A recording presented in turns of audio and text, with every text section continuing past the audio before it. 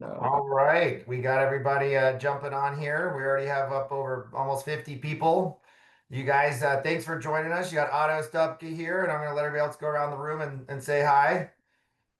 Hey guys, Raul here. Hey everybody, Josh here. Let's see.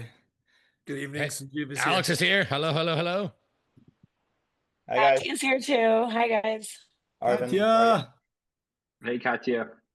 All right, so aging ourselves probably on here except for Josh. If everybody remembers, what was it, the Brady Bunch? You'd be up here. You got your squares and the whole family. You guys, this is a family affair. This is a big community. We appreciate you jumping on here tonight to really just hammer these guys and ladies with questions, right? We wanted to just give an open forum opportunity for you guys to really get into those regenerative type of questions that are itching at you, that you're quite curious about, that your client patients ask questions about. But first of all, it'd be nice to hear where people are coming in from. Raul, you're always good at getting everybody to. I want to know what states we have in the house. If there is a different country here in the house, that would be super duper cool. I know we've had Puerto Rico before, and we've gone over the debate of whether Puerto Rico is a different country than the US or not. We're not going to cover that. To me, Puerto Rico is its own country. I So, love Puerto anyways, Rico. we got Florida, New York, St. Pete. We had Canada in house too before too. Oregon. The other side of the country. Yeah. Yeah. Oregon, Georgia. There we go. We got a Yeah. local. Some of us are here in Atlanta. Actually, it's getting cooler, so that's nice. Yeah. In Atlanta, Nice Georgia. So everybody jumping on, you should be able to unmute yourself. I'm trying to let everybody in. Yeah, if you guys want to talk, type, whatever, say hi. Who's here for the first time and who's here for second or third time? I'm here for the first time. First time. Welcome, Yeah. Dr. Arvin. Here for the very first Same. time. Here for the first time over here too. Yeah, Yes, Alex is here for the sir. first time. First time. All right. I mean, I bet some of you've been here 6 times. Who's been here more than 5? We got 2 because we've been doing these webinars for a bit. And before I forget, do we have, Josh, a next date just for people to be put in their calendar and thinking about? Not yet. Not yet. Okay, well, we will be getting that out. 5 or more. We got Mark. Yeah, that's Mark. Yeah, buddy. And Awesome. then Nick, 2, 3, or 4. I like it. I like it. Thank you, guys. I Josh, appreciate it. what do you say the total was for today? Signing up? 414. I'm still trying to let everybody Daniel in. said lost count. So again, if you guys are just jumping in, feel free to unmute yourselves. I'm allowing everybody to talk on my end. All right. Josh is being nice right now. I see Larry Davis. Larry, good to have you jump on. First time. Welcome, welcome, welcome. Hope it's the first one of many more. Linda, 5 or more. Yeah, baby. I love it. I love it. Let's see. We have a lot of fun stuff today. We have some people joining us, right? Sanjeev, Alex. I think you guys are going to be super excited about them. I can't wait for them to get going and share some info with you guys. Oh, that's funny. I was like, who is this? It's a full interest in AI assistant. Oh yeah, those AI, Josh, I feel for you because I know you're starting those Zooms and everybody's so it's twice as many people usually because the AI assistant always has to be let in too. That always throws me for a loop. But we are letting the AI assistants in. Listen, we got Ryan Root, Gene Falarka jumping on. Nice. Yeah. Nice. At some point, these AIs are just going to start asking us questions throughout the, throughout the webinar.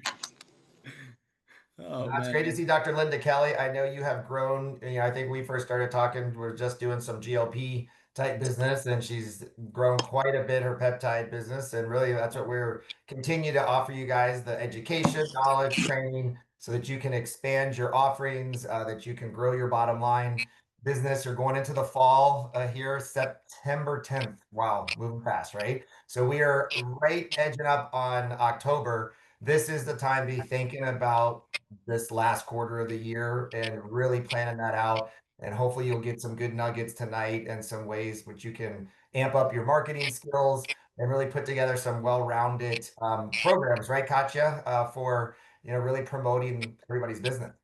Yeah, for sure. So Someone said bulking season. That's right.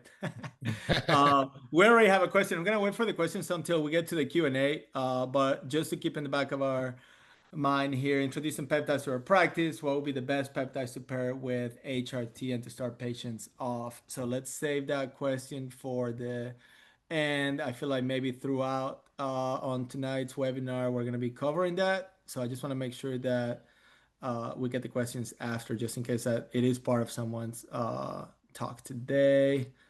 Pretty sure I asked Arvin specifically that question last time we saw each other. I'm pretty sure. When I got this Aura ring and it just keeps telling me my HRV is very bad. And so I've been trying to find ways to improve it. Yeah. There you go.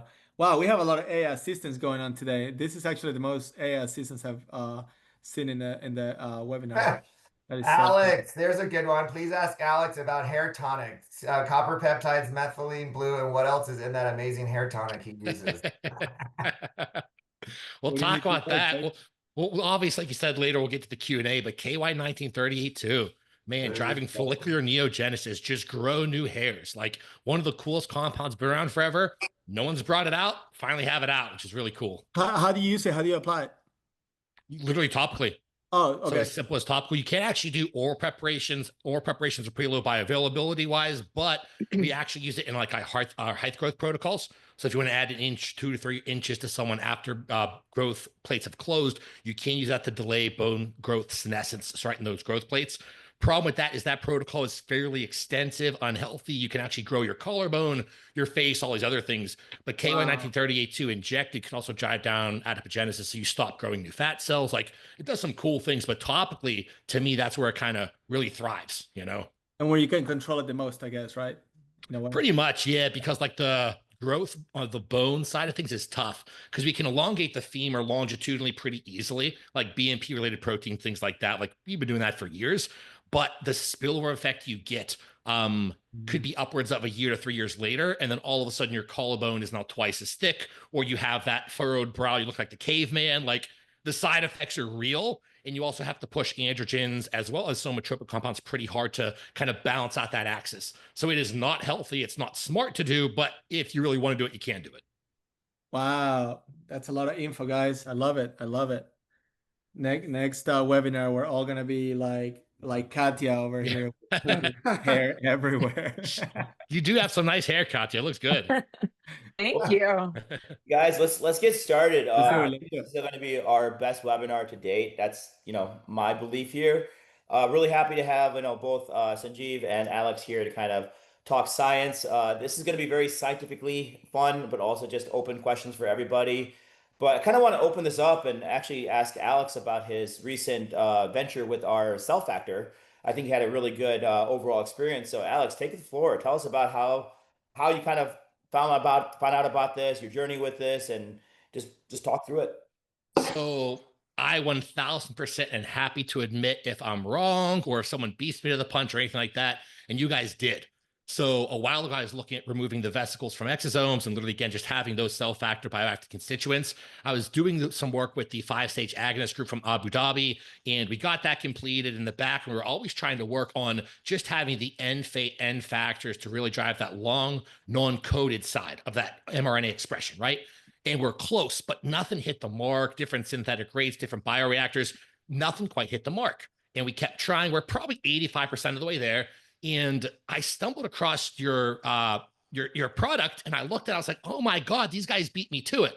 Looked at it, looked at the research, talked with you, Arvind, and I was like, okay, I'm done this project because they already did it. So then I got my actual first bolus in, and I wanted to try, because there are 4 micrograms right in the vial, 300 plus bioactives. I wanted to just try microdosing. I just wanted to try half the vial first thing upon waking, see how it responded. I did this in the mid of a microcycle. I didn't do it with any kind of longevity week protocol, nothing else to potentiate. I wanted to see how it worked. I did it the day, it was 2 days after a pretty hard and heavy leg workouts. So like, 500-pound deadlifts, 500-pound squats. My lower back was pretty sore, right? And it was interesting because as I was injecting it subcutaneously, I felt my back literally feel like it was being restitched, which was interesting because I've never had that phenomenon occur that acutely.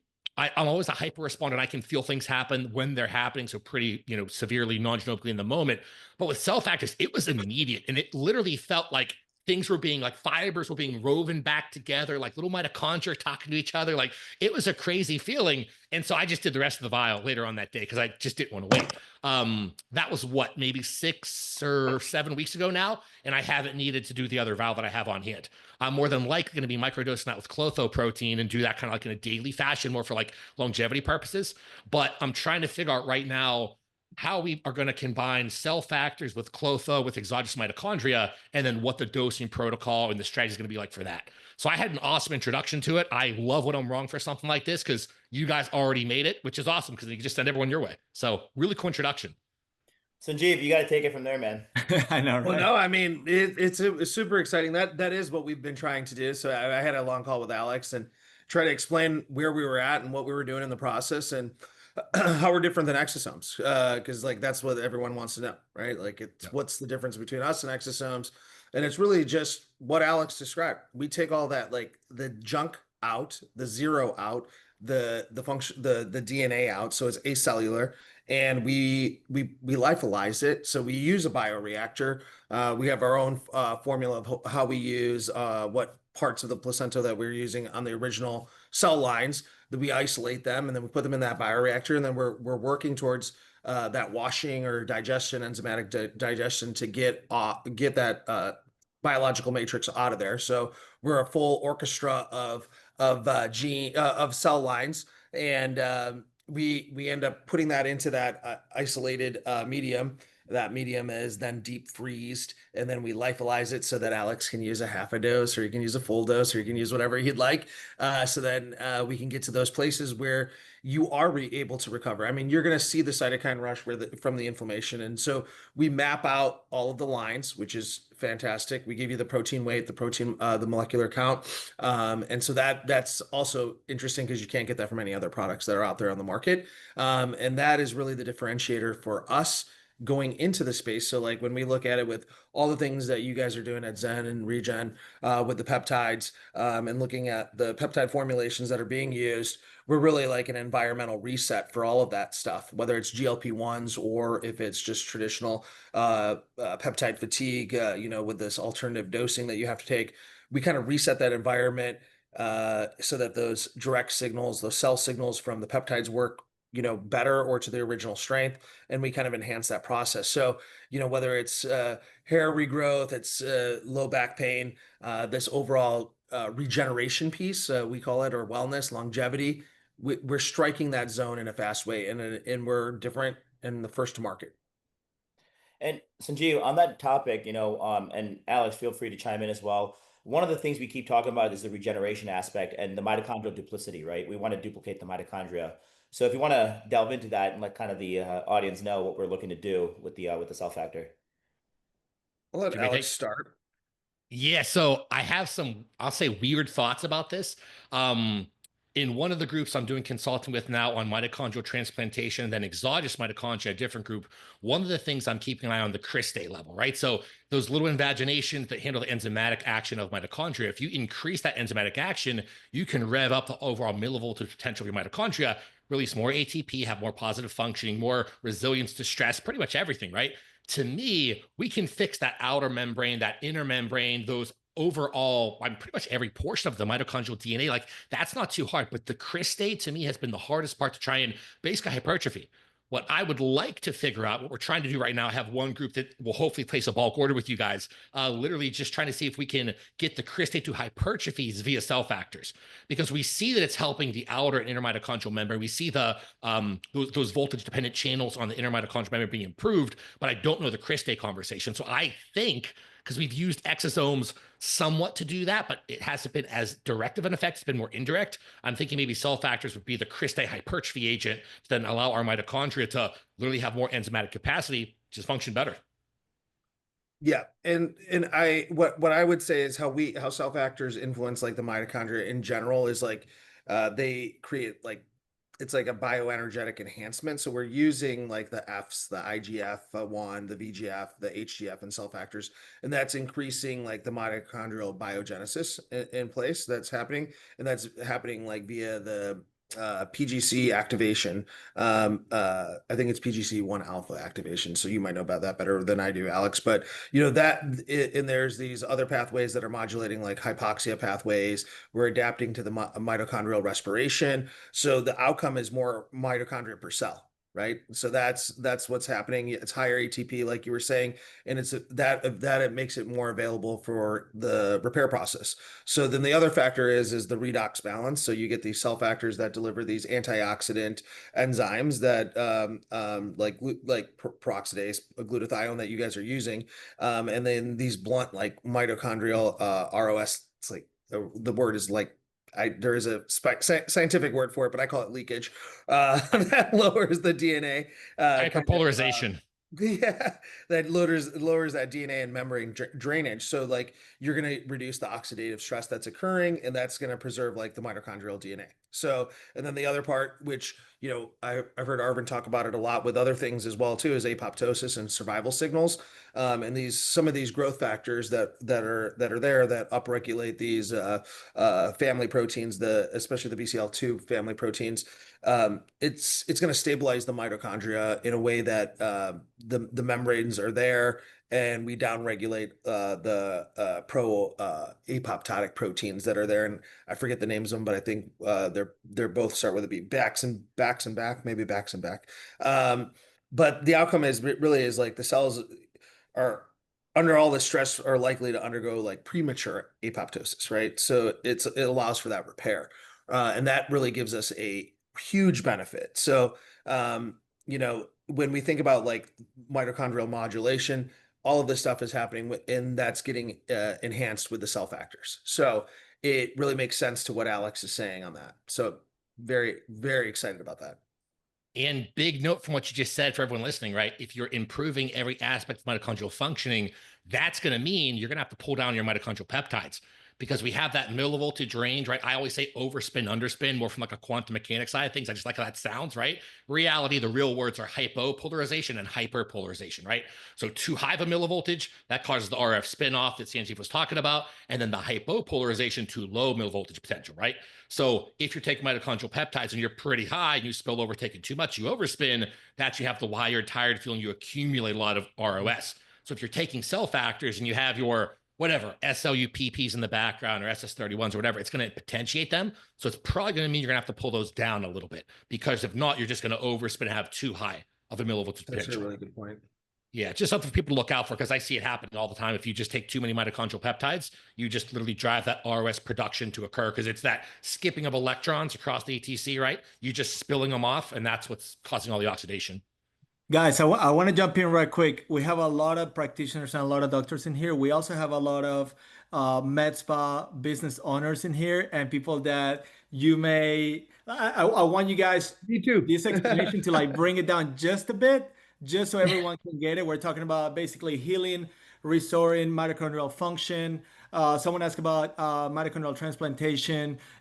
Bring it down just a bit. Yeah, I'll dumb it down, and then Dumb it down not dumb super it down, but quick, bring it just down. super Like quick. make it, because I am also a med spa owner. We have Beverly Hills Rejuvenation Center, and I'll share with you what it is. I mean, so first, I think it's understanding what mitochondrial duplicity is, right? Because that is something that it's basically a dual role of the mitochondria, right? So what we're talking about is it's the energy powerhouse, and it's also the sulfate regulator. So ATP generation is really the energy powerhouse. So is that like it's giving us more energy through like oxidative phosphorylation.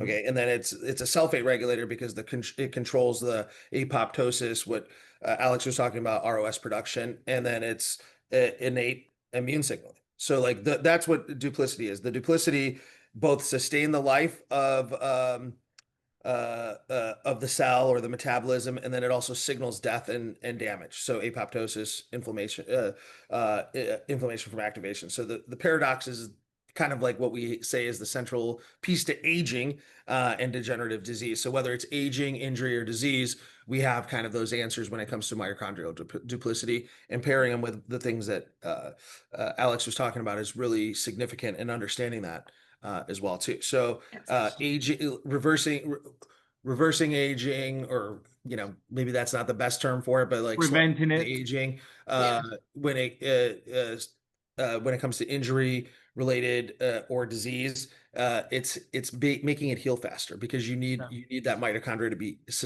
to be up at that level and turning over so that it can repair. That Makes goes sense. with you're doing a All right. laser to the face. That goes to when you're doing, like when you're causing damage for aesthetic purposes, even. Like you want to be able to heal faster. You want to have less downtime. This is what it's going to benefit. And the Oh, whole thank thing, you, though. the whole thing really with mitochondrial health, this is the basis of longevity in my mind.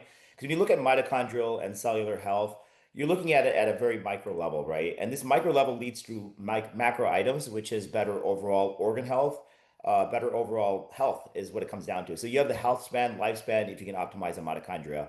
So as we kind of are speaking here, you got to push it, but you can't push it too far because you will then get to the extra excess limits. That's going to cause some more back end issues, right? So this is where science gets really cool, because we do have the programs now to really optimize your health, optimize your cellular health, which is going to create that longevity pathway. Are there tests you guys recommend that if somebody, one of the questions in the chat was what testing they should do before they start cell factors? It seems like that should be right baseline across the board. So I'll I give would that to Arvind. Oh, there yeah, you I go. mean, to me, like most people, like you're not gonna. Firstly, I love genetic testing. I love, very in-depth lab work because you can get a lot of data from it. But your general individual that's going to go, they're not going to get your millions of tests. I mean, you can go to Function Health, they have great amounts of tests. You can go to a bunch of other locations that have great amount of tests. Most people get basic tests. They'll get the CBC, they get the CMP, they'll get hopefully a comprehensive hormonal panel. Some people are terrible about getting that done. Hopefully a comprehensive thyroid panel. And for me, hopefully a SED rate CRP. And I'll get to why the rationale behind that is, right? So with this basic work, you can actually look at phenotype age. It's actually a very easy, simple thing to do. It's actually a good all-cause mortality, and it's a calculator that we're building one out ourselves. But you could actually input 9 different factors in, and that will give you kind of a what your age is today, which is like I'm 41. Great. So what is my phenotype age based off of like your creatinine, based off of your SED rate, so on and so forth. Simple, efficient. It gives you a lab test to run by. Once again, if you're going to get DNA methylation tests, telomere length tests, those are great. It's not usually that accessible or findable for most individuals. And Alex, Sanjeev, I'll let you kind of run with that. Yeah, if I were to go the testing route, I would definitely go for like looking at a lot of the basic health markers, because if we understand mitochondria as the communication network along with that EZ-based water and just fascia of the body, like that's how communication's traveling throughout the body through those cellular networks. So we think about it as like the underpinning aspect of healing, like you said, in the longevity, which it is, then look at everything. CBC, CMP, HSCRP, interleukin 6, test for heavy metals, see if there's mycotoxins. Like I'd literally check them all. I know that's what you said people won't do. I'd still say check the majority, right? So see where your immune system's at, see where your inflammation's at, see where don't just check EGFR, check cystatin C, because then we're taking the equation out of that because we don't care about the math. We want to know how the kidney's working independent of inflammation. And then from there, do your process of cell factors. If you're microdosing it daily, if you're doing boluses every week, 2 weeks, 4 weeks, however you're going to be doing it based on finances and your goals, and then retest. And no matter what product you're taking, if it's in this mitochondria or healing world, something should get better. So you should see a lower HSCRP from whatever, a 5.0 to like a 0.6, or your interleukin 6. We never want it tanked. In biology, we don't want extremes, but it should go from like a 20 maybe to like a 6 or an 8, something in those ranges. Those basic markers, but I'm really big on biofeedback. You you don't always know when you're actually healthy, but you can tell if you're waking up vibrant and ready to go. You can see your HRVs go up, HRH is going down. You can feel the oxygenation. Like when you're good in your day, you're smiling, dopamine transmission's high, everything's exciting, your breathe rate, your nasal breathing easier. You're not breathing through your mouth like you are whenever you're inflamed, just slipping electrons, right? Like you can kind of feel when you're healthy. So I get the lab work, but also go based off of how you feel, because you'll notice those little changes. I mean, I felt it 4 hours and 25 minutes exactly, because I timed it after that half of a bolus of cell factors, where my oxygenation rate changed dramatically. I felt a drop in my heart rate at least 10 to 15 points, and it stayed there for, what was it, 4 or 5 days afterwards, where just my ventilation, I could never get my heart rate up. I was training hard. It could not go up. My ability to handle carbon dioxide just improved. So all those little feedback markers, I definitely look for too. Alex, I Super. couldn't agree with you more. Using the subjective to actually have quantifiable numbers is great. So asking them sleep patterns, libido, energy levels, things of those natures, which is truly where you're going to want to improve on the subjective nature. You can have a graded scale. One is you've not improved at all. Five is you feel phenomenal if you improved. And you can actually use that as a tracking mechanism. I know it's subjective, but those subjectives can actually give you some value. Yeah. Mhm. The only thing I would add is like think about what you're looking for. Is it like baseline health and inflammation? Are you looking for like mitochondrial metabolic function? Are you looking for regenerative signals depending regenerative signals depending on like the type of practice you have? But like, you know, we're a wellness and longevity center, aesthetics. We make sure we want to make sure there's safety and general health always done. So we do like CBC with DIF. We do a complete metabolic comprehensive panel. We do a CRP, HSCRP as well. Excuse me, if it is what we prefer, but you know sometimes they don't have access to it. But HbA1c, fasting glucose, and then a lipid panel, and we're just doing that as baseline because we're going to affect those markers. And so if you're looking for changes, you're going to see changes in all of that, especially if they come in high. And that's always in the regenerative wellness longevity space, the aesthetic space, which is what we're in. That's the kind of like our core go-to panel because that's what people also know. I have something real quick. More Yeah. anecdotal feedback for cell factors, everything we're talking about here. I noticed this with myself, and so far, everyone that I've had use cell factors have reported something along the lines of changes in the sexual department. So we're seeing either greater changes to ejaculatory rates for males and for females. So not just overall volume, but the actual change in dopaminergic transmission and that oxytocin dump. So orgasms across the board, seemingly for a week or so after cell factor therapy, if they do a valid time, it's dopamine's high, feels better, orgasms are better, and there's always more fluid production on both sides. So if we're looking at using, because I'm big on using libido and fertility just to gauge how someone's functioning internally without even checking labs, if you don't have access to it, or if you just want to know, because biology, right? We're focused mainly on procreation. Like that's still kind of our number one goal as a body. So if you look at sexual function used as a proxy, this kind of guess what's going on internally, it's usually pretty accurate. Not all the time. There's obviously scenarios where it's not, but it's usually a pretty good metric. And at least for the cell factor, and you see this too with exosomes, you see it with certain stem cell therapies, but cell factor specifically, I've seen almost everyone reporting the same thing. Better orgasms, more overall fluid ejaculatory constituents, and just a noticeable change in that orgasmic strength and potential. So I think that really underpins just how much healing it's actually doing. Amazing. Longevity, it's about retaining muscle mass and having good sexual health. Those two are paramount, right? So Yeah, it really is. Yeah. If you literally orgasm as a male, what is it, 3 or 4 times per week, then you will literally not have prostate cancer, or the rates go down by like 90% or some crazy number. And then for females with ovarian, even breast cancer, I think the number is closer to, it's like 3 to 6. It has to be 3 to 6 orgasms of a rough like 6 to 10, 6 out of 10 potential per week. And same thing, those rates go down dramatically well. All the husbands here are definitely sending this recording to the wives. Yeah. Everyone wins, right? Perfect. Amazing, amazing, guys. all right. I see a question about this is more of a peptide question. Clinical question related to ipamorelin, pasomorelin, and someone who has a history of cancer. Mm. So obviously a good question. You know, like always, Sanjeev, Alex, if you want to take it, I'll give you my feel on it. you. All right. So my thing is this. I mean, first of all, what cancer are we talking about? You know, for me, if you've had a pituitary tumor, it is very high risk. Anyone with pituitary tumors, you don't want to start them on any growth hormone based peptide because the if you do end up growing that back in that area, it's a very small area to grow it back in. So you just don't want to do this. Active cancers as a whole, I will put it this way, with everything we talk about, there are a handful of peptides, a handful of regenerative products like the cell factor that could do very well in certain cases.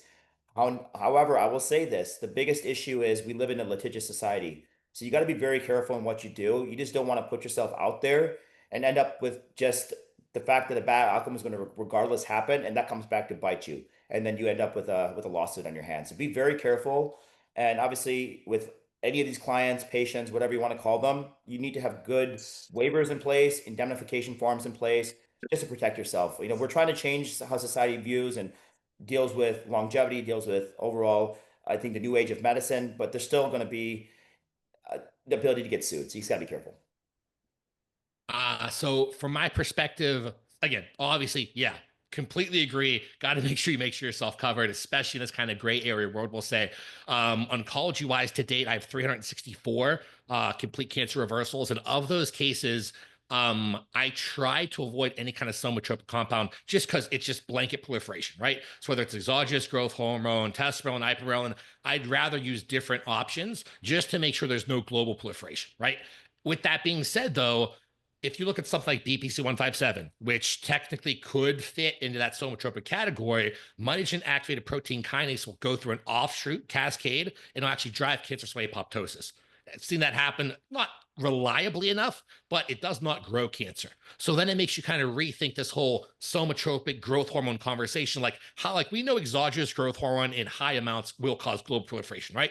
But these growth hormone peptides, how much chemical signaling is going to these tumors? I don't have the answer, but I generally say, let's err on the side of caution. Let's use other things. There are the compounds out there that will directly drive cancer cell apoptosis. You can destroy the mitochondria of cancer cells and tumors. You can actually get T cells and you can tag them with your cancer. You have to do this obviously through a facility, inject it back in, and those will go and basically start killing off the cancer too. We have all these options, so I wouldn't be crazy worried about the growth hormone peptides, but I would obviously be cautious for sure if you're in that oncology world. Yeah.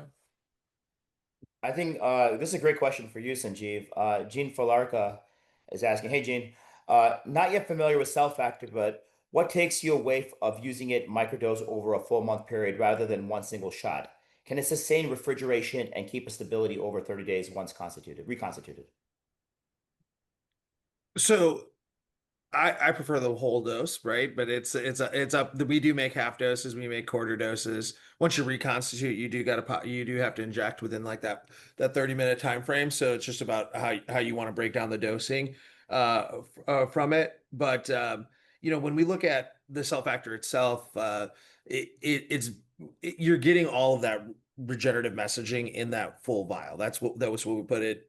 It's measured, it's dosed. We have a scientific way of doing it. The microdosing of it is also is something that we've also looked at. To what Alex is doing, like putting it into your system in short stints and multiple times. So they both can work. We've only really measured it on the full vial, the full and half vials. But we're also coming out with quarter doses. There's a lot of things that are out there, but right today it's the full vial. But Alex is, he's experimenting on himself, and he has the absolute right to do that, and he's really smart about it.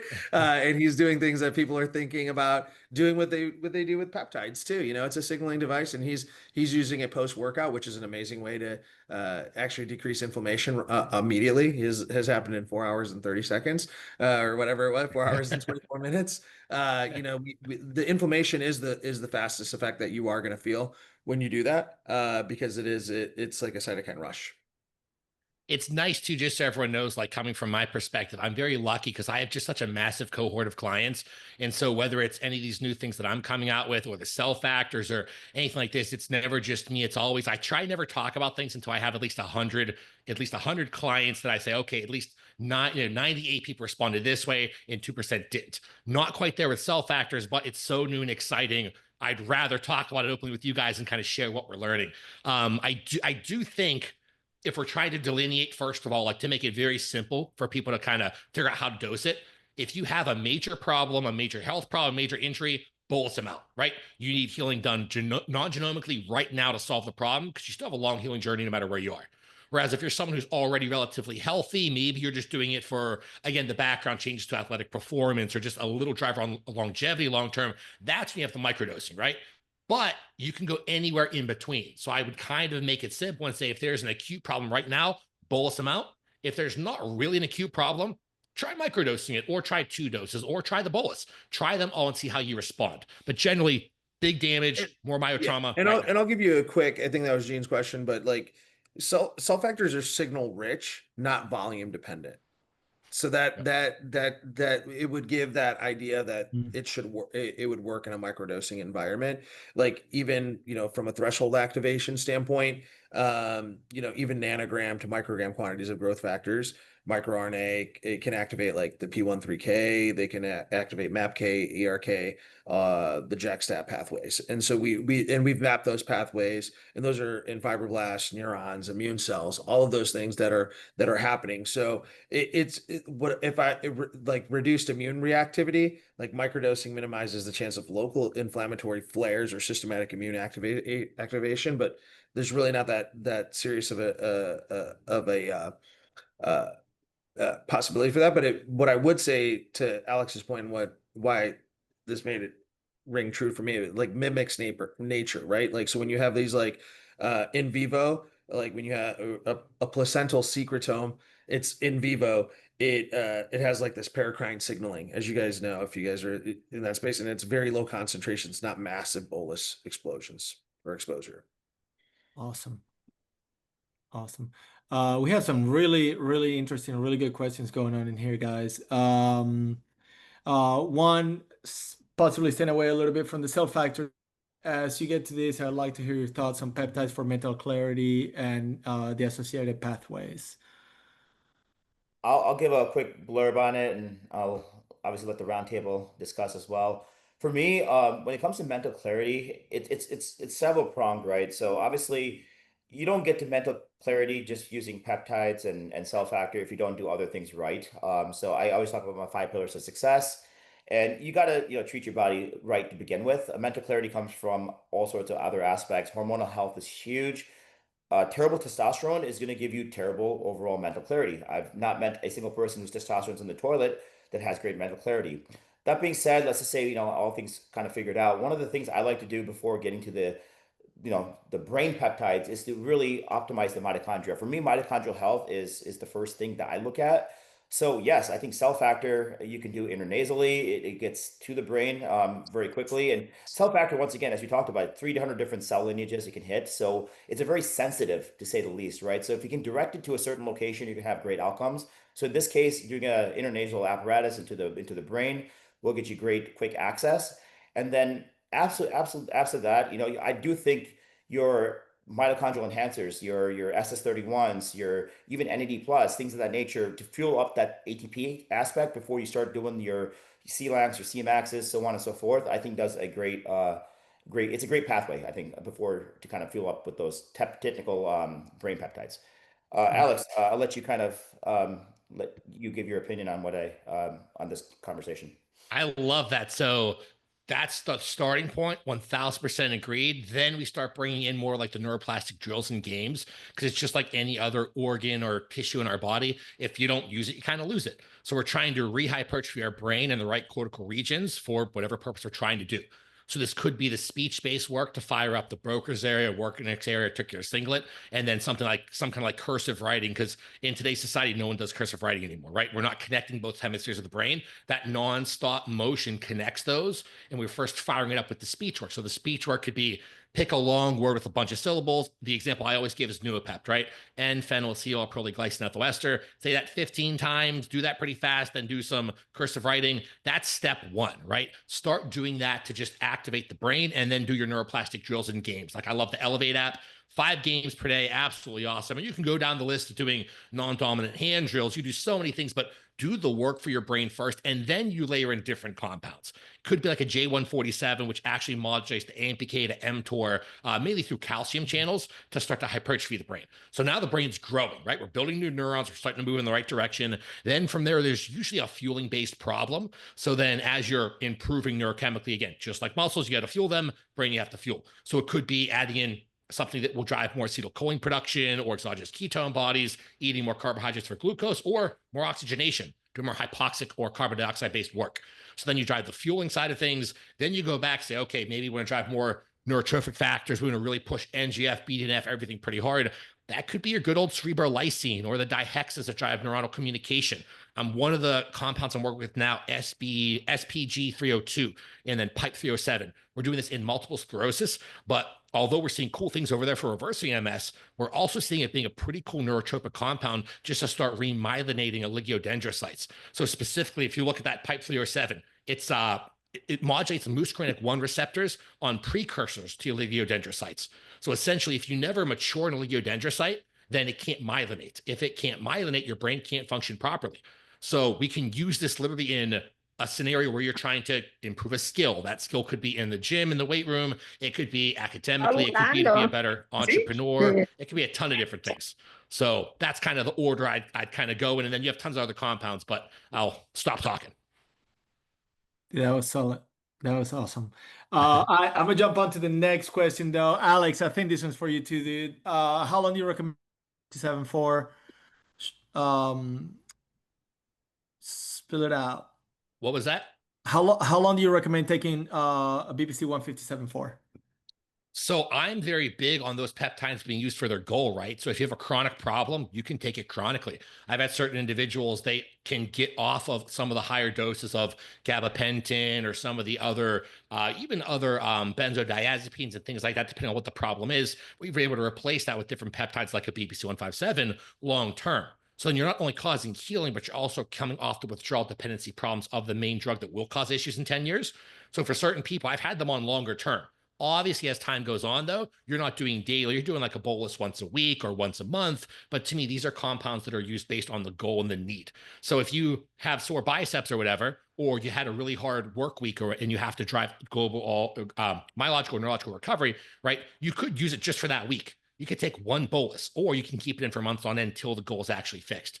So I don't like the whole cycling for specific time frames, because there's just so many different time frames. I would pick a problem, I'd solve with BPC, and then say, okay, problem solved. Now I can come off. To you, what's a bolus dose? Are we talking about 1 milligram, 5 milligrams, 2.5 milligrams? So the only thing to look out for with bolus doses is it will drive up vascular endothelial growth factor high, which drives up nitric oxide, which will kind of pull down blood pressure. So you could go a little bit down on the blood pressure side of things. You have to watch out for being hypotensive, but most people can do a 5 or 10 milligram bolus, no problem at all. The example I use, because this is an extreme, if you think that's crazy.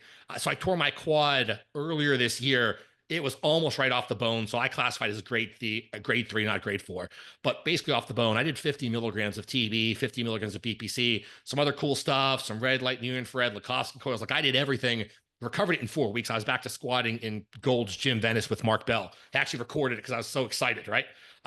So the range. This is daily that you did? No, that was a bolus one time, literally an hour after it happened. And then you can pull back from there. Okay. Got it. I asked because I can totally see that question coming. If I haven't even scrolled down, it may be there. So that actually brings up an interesting point for everyone here. Peptides can be, we talk about it subcutaneous, we talk about it, oral capsules for like KPV and BPC, but absolutely there's a lot of peptides and has great validity when you do it IV as well. Yep, Yeah. definitely. Actually, a BBC, that was one of the first peptides I tried, and I take it orally. I had a horrible chronic heartburn. And none of all the prescription medication I was on, nothing was working. And so I started taking the oral BPC daily, and it's completely gone away. Like That's awesome. gone. It's been amazing. Right? Yeah. So yeah, huge proponent of it.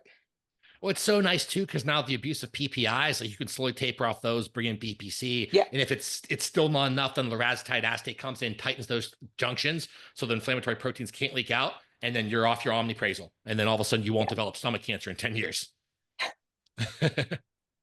Amazing. Guys, how do we purchase Cell Factor? Will there be direction for use when we do? There's another really good question about exogenous HGH. That's a big one. 8931. 8931, Raul, you'll have it. When will we have it? The quad receptor? So that one, it's on the way, actually. Maybe a week and a half, 2 weeks, maybe. So that's coming out. That's going to be an awesome one. Do you want to talk about it a little bit? So this is cool because this is basically your retatrutide, which is 3 receptors being utilized, the GLP-1, the GIP, glucagon receptor. The bioglutide adds in your IGF receptor as well. So this is looking at, obviously, you're going to end up better glucose optimization and utilization and compartmentalization as well. But then now you're going to add the IGF, which is going to actually create, well, I think, low doses retatrutide does give that anabolic effect, but this definitely will create that anabolic effect. You're going to have great composition changes, I think, at a very quick speed. funny thing is, I actually do Reta plus IGF. That's what I'm on currently, and I've seen, this month has been phenomenal in terms of, or last couple months have been phenomenal in terms of what I've seen from my own body. So yes, exogenous HGH, especially as we get older, and I've talked about this multiple times, our hormonal balances are starting to suck, and because of just environmental toxins, heavy metals, this, that, and the other, you name it. So we're seeing everyone getting on testosterone. So there's going to be a pathway pretty soon where more and more people are going to get on exogenous HGH. Still, the issue today is it is, once again, can be cost prohibitive. Are you going to get the right source? It's still very stigmatized in society, unfortunately. But the good news is, IGF, you're getting the growth factors, you're getting a lot of what you need, and you're gonna get that anabolic effect and those composition changes. Yeah. Yeah. Guys, for everyone that's asking about copies of the transcript, this call is being recorded. If you guys want to email after the call, info@regenerative.com, you guys can get any the recordings as well as any other questions that we may have missed. Definitely feel free to ask after. Yeah. And with the purchase of Cell Factor, there's two separate routes, and just email info as well. One is going to go direct to consumer, one is going to go B2B. So it depends on who you are. We just have to tease that out. Right? So that's here. LDN cycling for mental clarity and peptide receptor resensitivity. Alex? Yeah. Well, we have you. LDN super cool, right? We're going to classify this away from the GLP conversation of receptors because I don't see that as a desensitization problem as much as a destruction problem. Because if you are on, let's say, semaglutide, you've been on it for a year and a half or whatever, you start to see the negative effects occur. The receptors start to not down regulate, but I see them being damaged only because we could do bolus amounts of SS31 or exosomes or cell factors, and all of a sudden it works like normal again. So how could that be if they were desensitized? It has to be, because if you look at the architecture of these receptors, it's all electrochemical, right? So you have that semaglutide, that ligand that has to bind to the receptor. It's not the lock-in key. It's literally magnetism. So it will move around and fit into that receptor differently. So it's fixing the electrochemical gradient that gets thrown off from the damage from just that abusive to those receptors. That's different, though. If we're talking about any other receptor, then the LDN conversation comes in to drive that reset. So you could use LDN long-term, chronically, pull down IL-6s, like just overall pull down inflammation, have more mental clarity, and just pretty healthy, right? What do we do? Like originally LDN was 1.5 milligrams, now it's 3 milligrams, now it's 4.5 milligrams. Like the range is kind of big for LDN, but in reality, it's a great longevity molecule for the vast majority of people.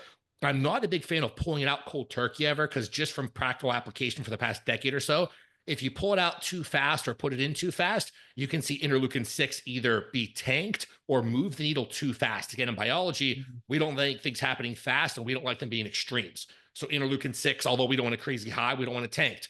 So if we were to push up LDN too fast, too slow, you can have it move in one or wrong direction. So you could have it in long term, or you could slowly taper it in and out, depending on what your goal is. Amazing. Braden said, starting the parasite cleans with ivermectin and fenbendazole will have a negative interactions with peptides that he may already be taking. Also taking into account that he has no issues, he's just doing it as a precautionary cleanse. None. None. Awesome. Is there a website to learn more about Cell Factor? Yeah, I mean, actually, we have a lot of information. Yeah, I was going to say in regenerative.com. Therapy has a lot of information. Yeah. Sanjeev, you have some other sites if you want to.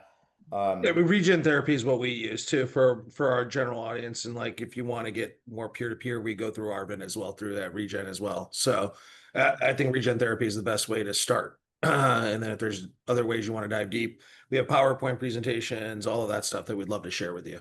Yeah. So if you don't find what you want, email. Well. This is a good one. I'm just thinking about it. I don't know the answer fully, but if anything is going through a liver first pass, ivermectin will cause a change in that metabolism. I don't truly believe I would see anything from a peptide that wouldn't hit the liver, but I can't answer that. I don't know if Alex and Jeev, you have a better thought process on it. Yeah, I mean, if you look at that CYP complex, it's involved in every bit of drug metabolism. So technically, if you look at just hepatic metabolism as a whole, understanding that bringing in BPC 157, TB 500, GHKCU, they're all going to directly and or indirectly stimulate that release of stem cells in the liver, which technically would make your CYP enzymes work better, which technically would mean you metabolize ivermectin better and fenbendazole and all these other compounds. So if anything, you'd have to take a lower dose of those. I don't see that actually play out, but on paper, technically you should take a lower dose because it'd work better. I don't see really any positives or negatives to it in actual application though. Amazing, amazing. Let's see. How does one prepare a nasal delivery system for cell factor or Cmax? That is actually already done from a nasal delivery system. And Cmax, I mean, it could be done with the same exact apparatus that we use on the cell factors. Anyone have experience with peptides to decrease symptom duration for alpha-gal syndrome, IgE modulated allergy to eating mammals after a tick bite? Oof. Do you want me to go? Go ahead. I'll give you Do it, man. You're here. Let's get this. So, I don't want to take all the spot. I want to, No, I'll give you. You're so another good spot. at it though, so you should go. You're spot on. Oh, is it Samson Herbs, or they make a tick and immune based support compound with andrographis and cryptoleptis. So those are the only two, especially the cryptoleptis has the only one known to basically drive the reversal process from any kind of a tick. There's also some salmonella components, but mainly the tick-borne illus-based world. That's one of the biggest ways to start driving down killing of those factors if those pathogens are in your body. So number one, you start off with that compound. Over-the-counter supplement, a cap in the morning, cap midday, cap at night, 3 caps a day. Very affordable, so no problems there. Then you have to deal with usually the histamine response to come afterwards, because as the immune system base gets a little bit wonky, you have that Th1, Th2 imbalance, so more Th2 dominant, more histamine response, and you have to manage that. So usually that also kicks up uric acid levels. So what happens with uric acid levels, it'll change AMPK to AMPD. So that kinase turns into a deaminase, and all of a sudden you turn into the bear during the winter, right? Before winter, right? You start to store body fat, you start to drive up inflammation, you start to do the opposite of AMPK is supposed to and help your body. So you can fix that with Level Up Health actually has a really good histamine-based product.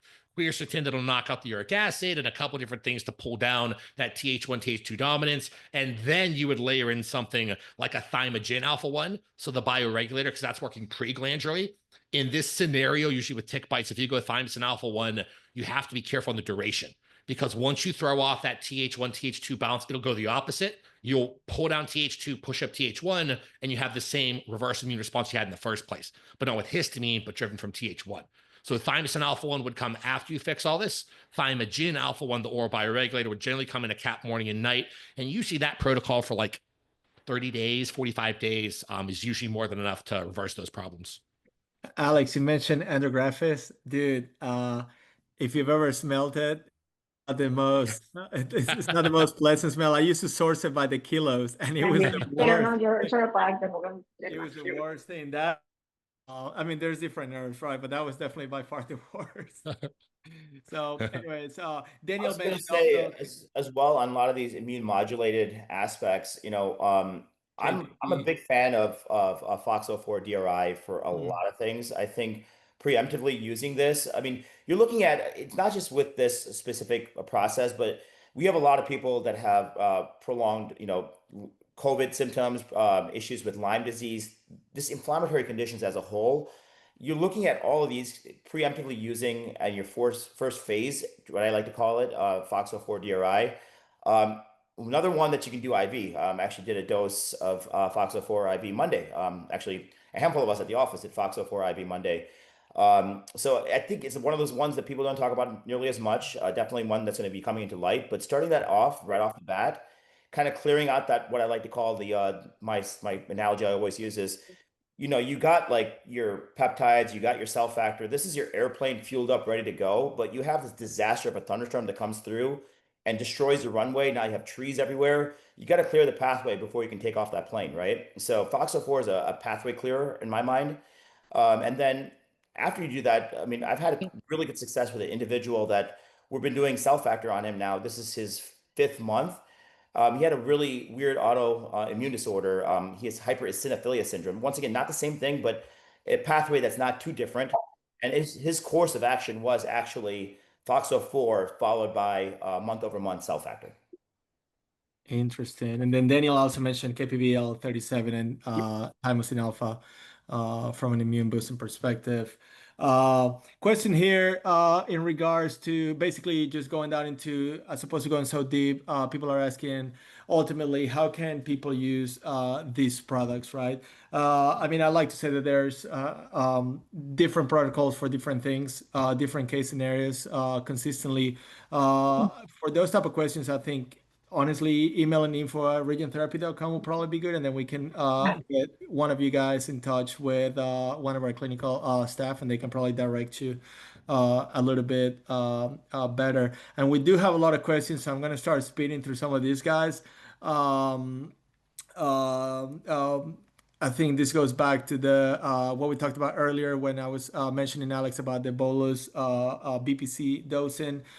Someone asked bolus and then going back to normal as of like 5 days on, 2 days off, and then for how long?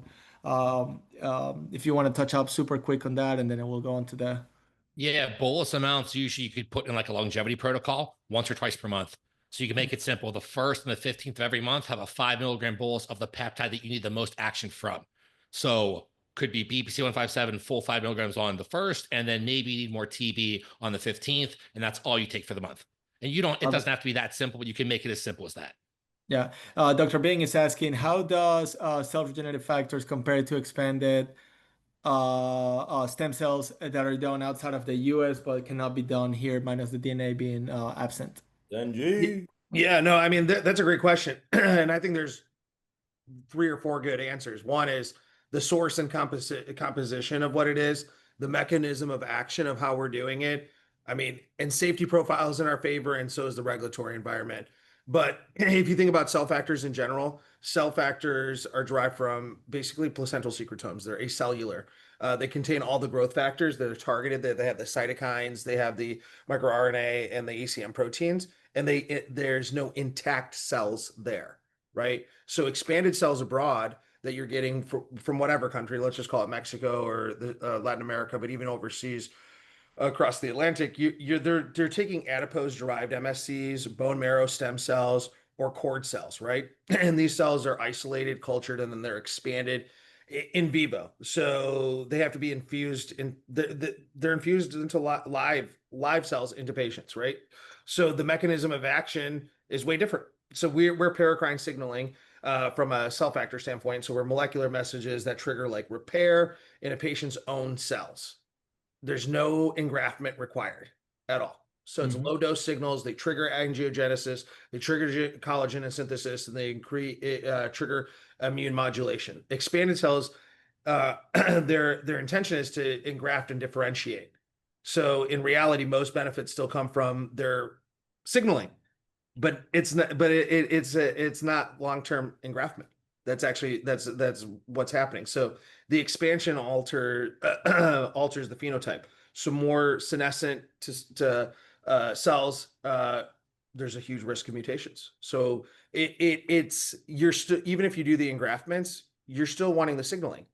We're giving you the signaling without all the other safety profile concerns, and the regulatory environment is in our favor in the U.S. So you don't need to go overseas. You can actually get a better product here in the U.S. that's U.S. donor based versus going overseas and getting something that you don't know. But more importantly, they're only doing that for the end effect that we're giving you today. I love it. Thank you, though. All right. What about people with past cancer and HGH? I'm assuming we're talking about growth hormone directly, exogenous HGH, as opposed to peptides that may. You kind of hit upon this Yeah. earlier, right? It's the same kind of concept that Alex highlighted earlier. It's, you got to be careful, once again, legality aspect of things. Don't get yourself in trouble. That being said, in theory, yes, you're going to have unproliferated growth. You have to be careful. Yeah. Medical legal question here. How are you getting these legally? For example, non-research aid. Oh, that's a question you should answer. Yeah. So basically, it depends on the product. Okay. Cell factor, of course, it's not. It doesn't fall in that category. When it comes to peptides, It really depends on the sourcing and the end results. Then Daniel actually mentioned physician use only. There are various reasons why we at Zen only sell to practitioners. Matter of fact, for those of you who have never been to zenlabswholesale.com, you actually need an MPI in order to even be able to create an account here, right? Let's see. Is cell factor applied through sub-Q injection or IV? Both. Yeah, I mean both. There are intrathecal injections going on, intra-articular injections as well. There's so many, different methods of administration, even nebulizing as well, right? What exosomes are using? There are so many. We use cell factors personally. I would say most people There in are the a lot of exosomes, and I will say this as the market is always saturated with the new greatest best thing, right? We never want to be in that race to the bottom, and that goes with the peptide market as well. And you have a lot of companies that make great exosomes. You have a lot of companies that make terrible exosomes. And one of the things with exosomes is you always have this 2 billion exosomes, you have 4 billion exosomes, and they're all trying to one up each other, right? The issue once again with exosomes, I kind of compare this to a balloon. So you have a balloon, it's a vesicle. The exosome is the balloon. So what are 2 billion balloons to me? It's really hard for me to tell you. Why? What's inside that balloon? Is it good product? Is it bad product? Is it null product? Is it an empty balloon?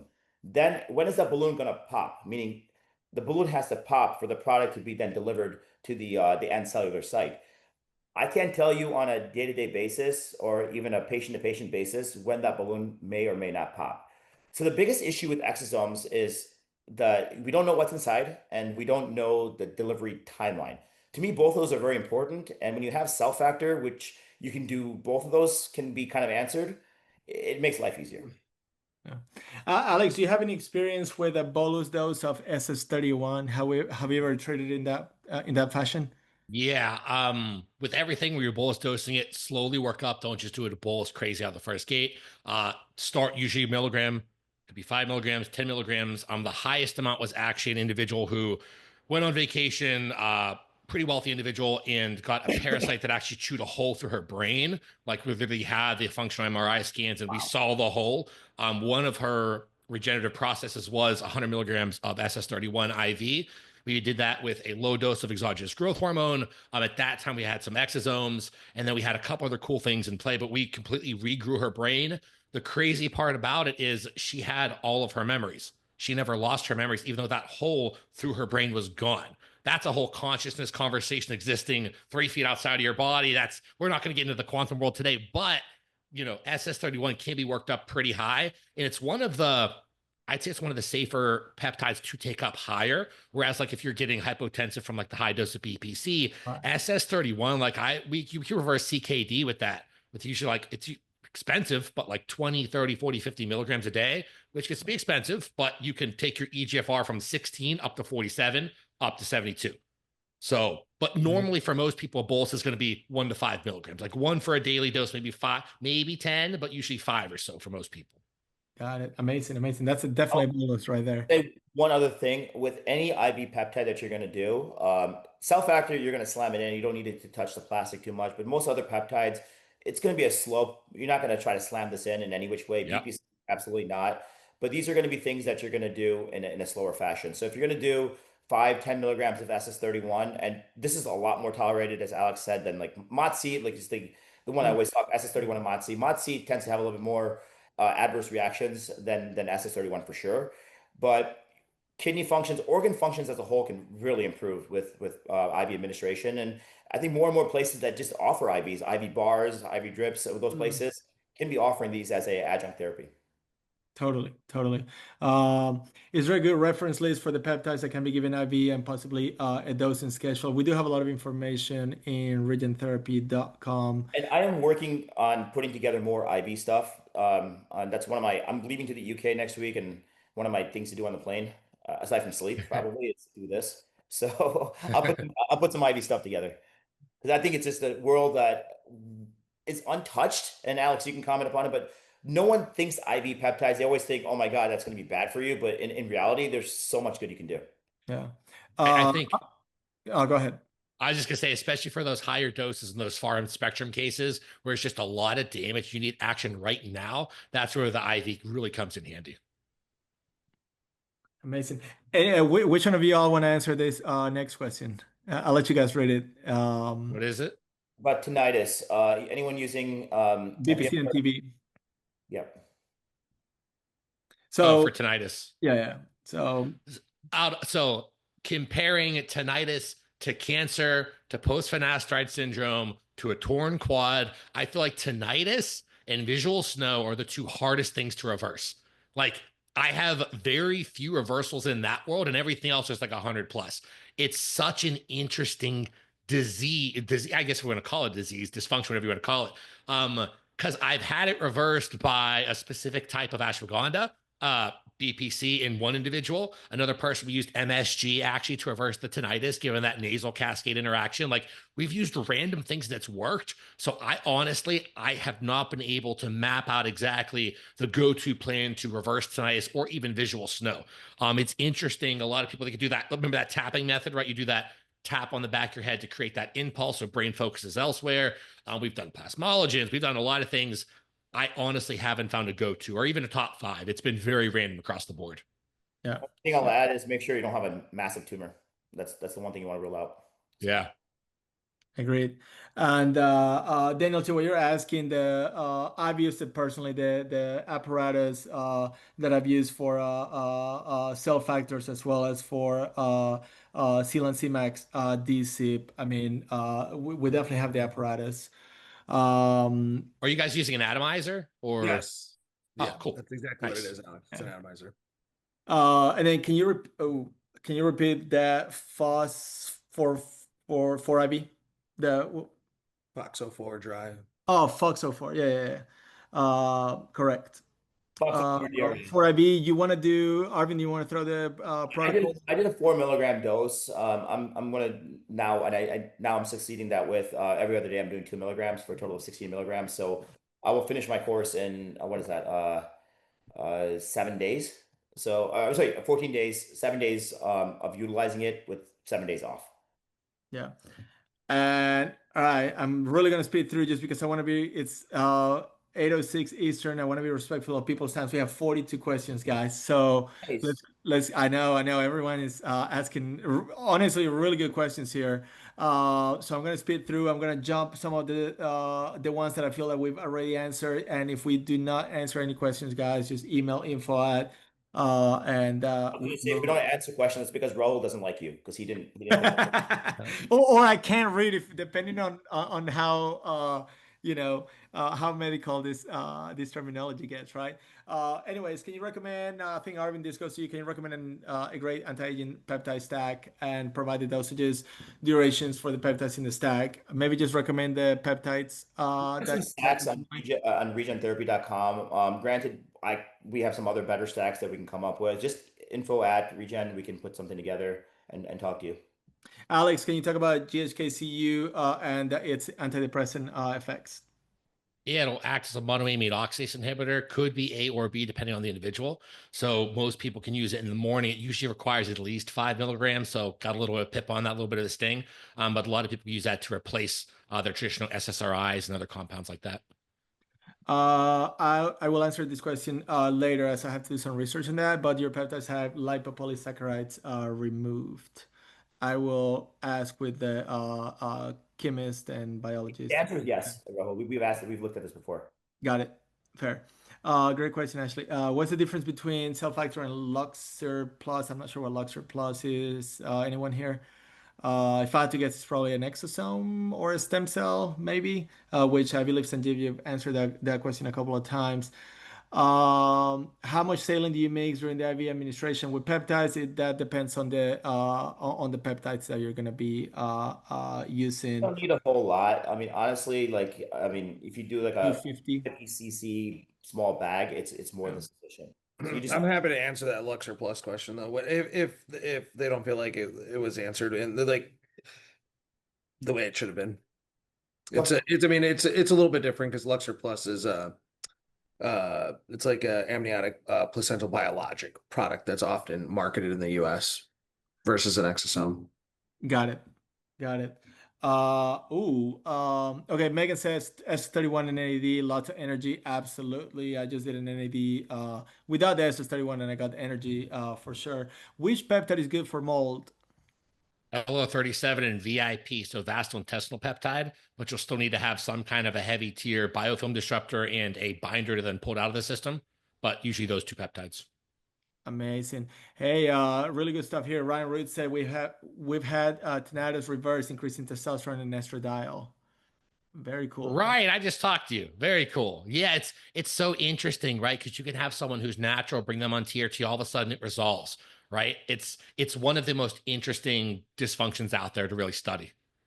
Recommended protocol for Parkinson's disease and improving motor function. So you want me to take that? Yeah, knock yourself out. Yeah, please. Okay, cool. So you always have to drive the remyelination process. So prodrome plasmalogens, you need the neuro and glia. Heavier on the glia generally, but you still need to drive the neuro still. So you have remyelination, great white matter changes, generally cerebral lysine in the background, and growth hormones. Or growth hormone will drive the oligodendrogenesis process. More oligodendrogenesis that can actually drive communication. And then you have to make sure you have them actually communicating. So that's where the cerebral lysine or something like dihexa comes in for the communication factor. Usually you have to fuel that process as well. So you have to make sure endocrinology wise, you have to have your HRT or even over-the-counter supplements pushing up that androgen axis in some way, because as sex hormones are down, the neurochemistry is never going to reach its full potential. Then at that point, once you have motor cortex functioning back, NeuroPep comes in to complement that to also pull down glutamate toxicity, and you kind of reassess at that point, okay, 50% recovery now, where do we go from there? So Right. I want to add on to that, what you just said, Alex. The big thing that people don't think about, honestly, is the HRT component of it. Um, Most people that have disease processes as a whole that are inflamed, their testosterone levels are just due to the inflammation, it's going to end up going down. So getting people even on a almost on a super physiological dose just to get them past that hump is not a bad thing. It's actually a very good thing. And then adding in, like what you said, Alex, is great. And then we have some protocols as well utilizing cell factor that can be a great adjunct intranasally along with a IV formulation. And then, like once again, you want to try to upregulate some of the mitochondrial health. So I'm once again SS31. I think does a great job for the brain. And I recently, the other thing that we brought on recently are some oral caps. But one of the things is tesofensine was actually studied initially for Alzheimer's. Go figure, right? So it works actually by it's an SNDRI. So it actually is a serotonin, norepinephrine, and dopamine a reuptake inhibitor. So what does that mean? It actually prevents the degradation of all those three products, which tend to get lost a lot of times during Parkinson's. So it's not going to fix it, but from a just a pure like symptomology aspect, it can definitely be a helpful aspect. Yeah.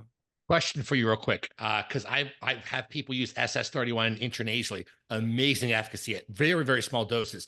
Have you tried that with the cell factor atomizer? Have you put that in the same? And because I can imagine it'd be amazing. I haven't tried it yet. I'm gonna try it next. Let's do it. Right. Yeah, Right. let me know. No, absolutely, absolutely. Let's see. Daniel McCaffrey said, I went through Regen Therapy to consult and build stacks. Money well spent. Amazing, dude. Sanjeev, immediately after expensive procedures like Elacor, Profan, RF, etc., would topicals like GHK, Exosomes, or injected growth hormone peptides offer an aesthetic edge? With cell factors? Is that what the question was? Yeah, basically. Yeah, I mean, we use them. So, like, from an aesthetic standpoint, like, we use cell factors with peptides. We use cell factors with our devices. We use cell factors as a overall process, right? So, like, anytime you're putting anything into the body, from an aesthetic standpoint, to make something better, you're creating damage, and you're hoping that that damage fixes itself. It heals over time, and the cell factors speed that up. It helps the healing faster. It helps the downtime be better.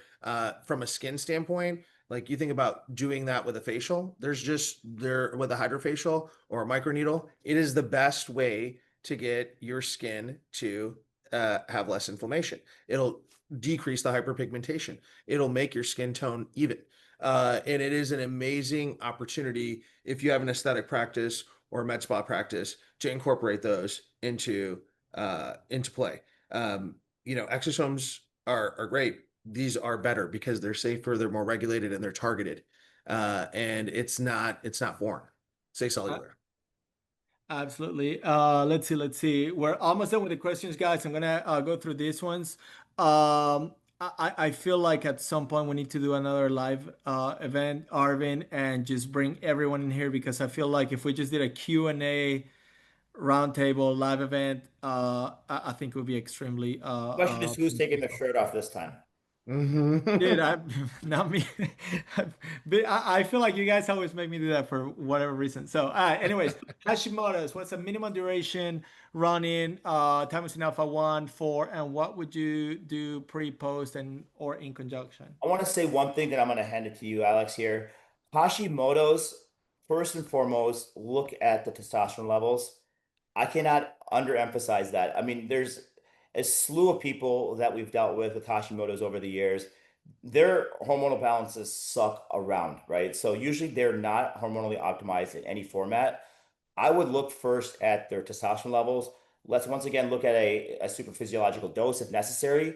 That takes away a lot of the inflammatory cascades even before we start the peptides. Alex, I'll turn it over to you.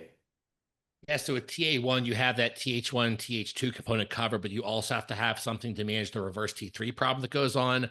So something like a black cumin seed oil, tablespoon, usually morning and night's more than enough.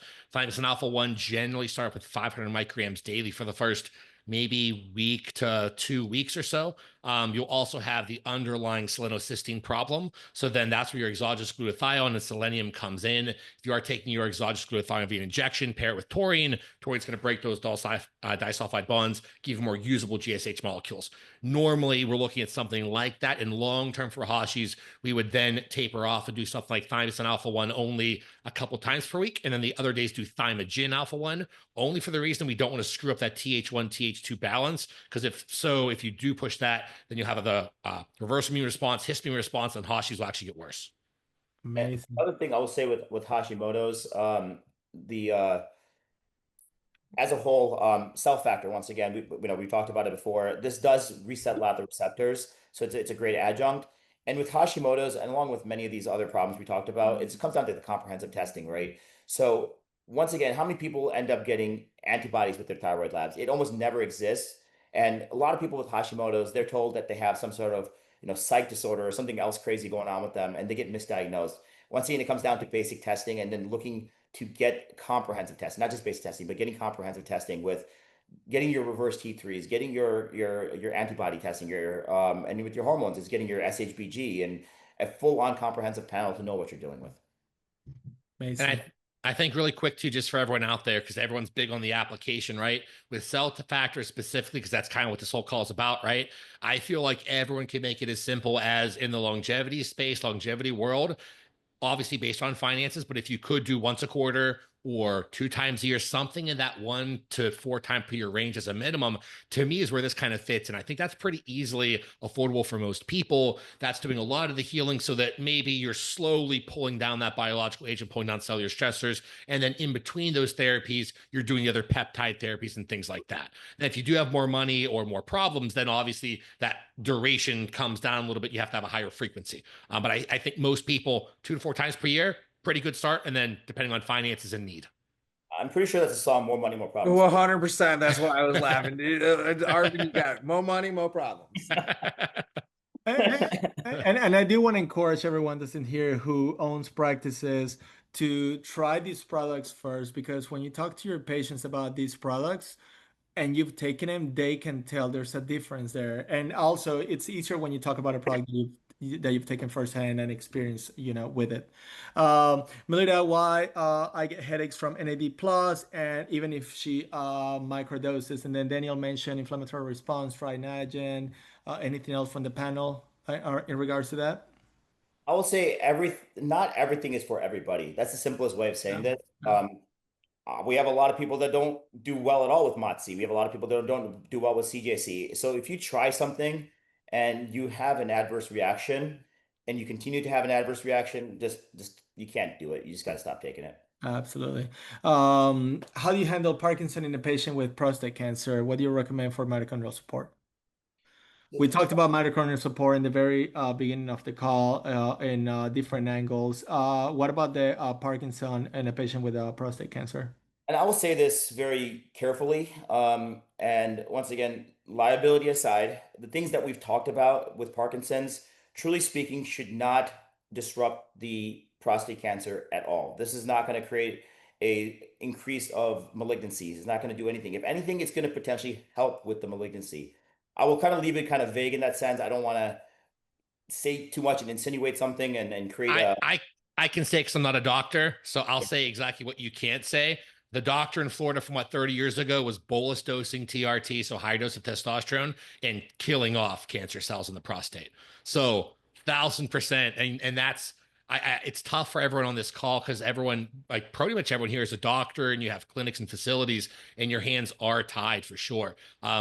So usually, again, like Arvin, I know you can't say that, so I'll just go ahead and say it for people. But so treat them as two separate problems: Parkinson's and prostate cancer.